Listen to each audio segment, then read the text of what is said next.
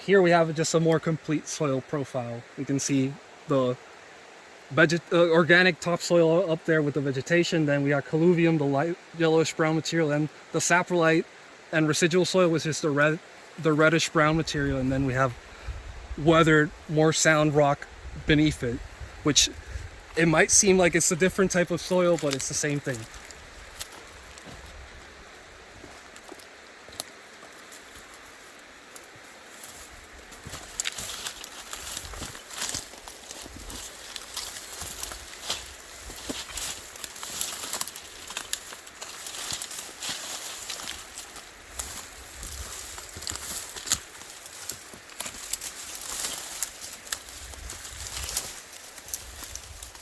Okay, so what are you seeing here now?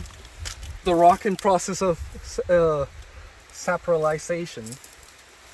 It's a lot more competent than the rock up there, but you can still pry it up in some places and break it, and you can see the rock is turning into clay, chemically weathering. And this is more intense in tropical hot climates with a lot of precipitation like we have here.